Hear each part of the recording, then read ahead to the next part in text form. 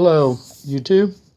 This is not a disassembly and assembly or how to step by step. This is more for an informational video for those who want to change their plastic bottom plate Savage stocks that have a 4-round mag and modify it to be able to accept the 10-round mag, or this is what I'm about to attempt. I have a VT11, so for those who have a VT11 Dick Special 308 heavy barrel 24-inch Accu trigger, this is the gun that I'm working on.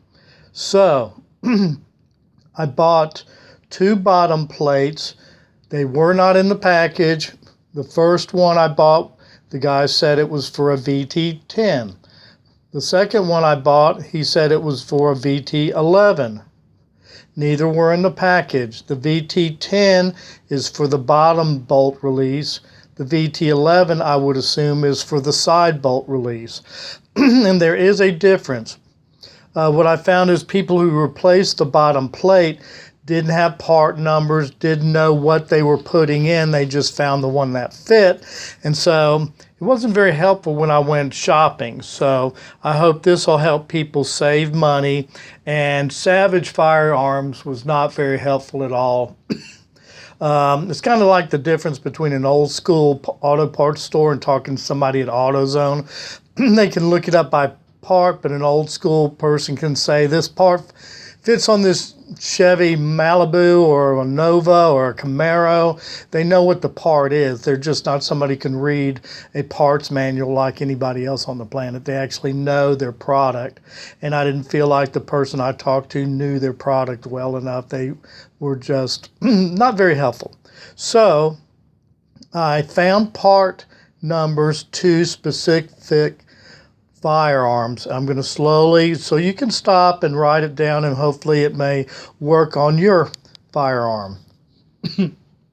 So these are the numbers that I found that are for the bottom plates. I'm not sure if the one I have for the 10 series is the 106705, but that seems to be what people were implying. Again, I didn't have the part number or anything. I got it in a plastic bag. So now let me show you the difference between them. I took a picture before I modified the 11. So the top picture is the 11 series, and the bottom is the 10 series. You will see the 11 series is a solid boss, with a 10 series has a large significant notch cut out of it. And this I took prior to modifying it on my cell phone. So this is the 11 series, and this is the 10 series. So there's a big difference. This will not fit in my 10 series or VT11. This one will fit. It will not clear this area right here. That solid one will not fit there in the mag area of the stock. Now, the other difference. Here is the part of the plastic, nothing significant. If you look, this is just plastic. There's actually no boss or anything like that, like you see here, okay? The other difference is the front, or near the trigger area. If you look, there is a significant notch there for this to fit right like that. Okay? On the 10 series, it's the same thing. It will fit just like this. I'll go slow so you can see. Now, the 11 series, though, it is thicker. just like it had the solid piece back here, it is solid. So this trigger guard will not fit down inside like this. It actually pushes the trigger guard up. So I'm going to have to cut this, and if you look, it's very, very thin right there. There's not much meat holding that front piece compared to all the meat holding that. So it's going to, I have to be very careful for that to fit. Now the next step, I'm going to use the VT10 and I'm going to put it into the stock, and it fits very, very snug. You almost have to use a hammer, not a hammer, but little tool to actually knock it back up. It presses in, not extremely tight, but there is no movement.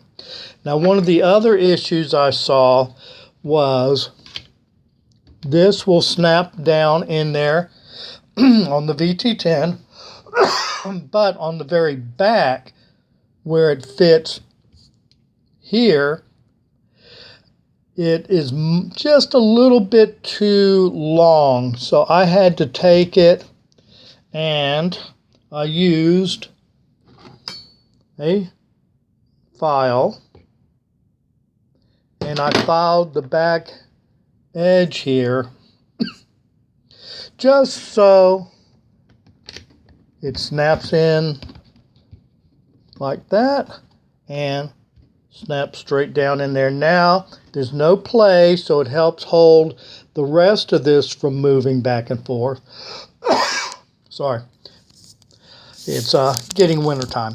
So I would suggest when you do this, take your time and keep trying to push it in with a little bit of effort till it just snaps in tight, so this whole assembly has no play in it, and hopefully that will help with your harmonics and everything. So that's the end product. Here's the mag. You will have to cut this off because where this catches, if you look, there's a little, let me get the lighting just right. See if I can, right there, you can see there's a little bit of a notch there, and that notch is going to be held in by this. Here's the release, and this is what holds the mag in. So you no longer need that plastic piece to hold it on, and also that is where it catches on the 10-round mag as well. So that's pretty much everything I can think of to tell you about this instructional video. You will also, this little piece went into the trigger. It's a little bushing, and I think it went right in here where that hole is. So you have to take that out for it to, sit in the pillar correct.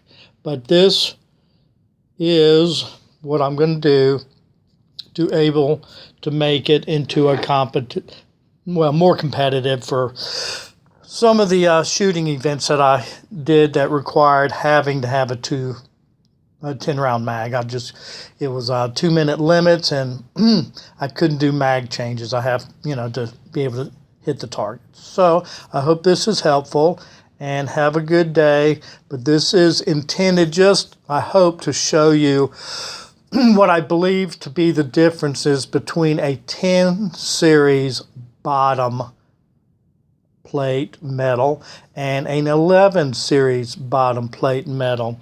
And again, this is the 11. It's thicker, and I had to cut that notch there for it to fit near the trigger, or near the actual front. This is the front. This goes where the trigger is. So I would suggest, if you're not real good at fabricating, finding a 10 and it'll snap right in there, and then the only thing you have to do is hand fit this to be able to snap in on your trigger here, and then hopefully it will bolt together. And real quick, this is my front modification. I put a rail on it, and it actually has a stud that I drilled this way and this way that is holding it on, so it can be easily removed and doesn't have any screws holding this and having to drill into the stock. So that's another modification I did, which is kind of cool. I hope I had to kind of hand file those to fit down in there. And then took my time drilling the side. If you can see right there, the screw holes to get it to fit through there. And that is pretty, it's a hit or miss.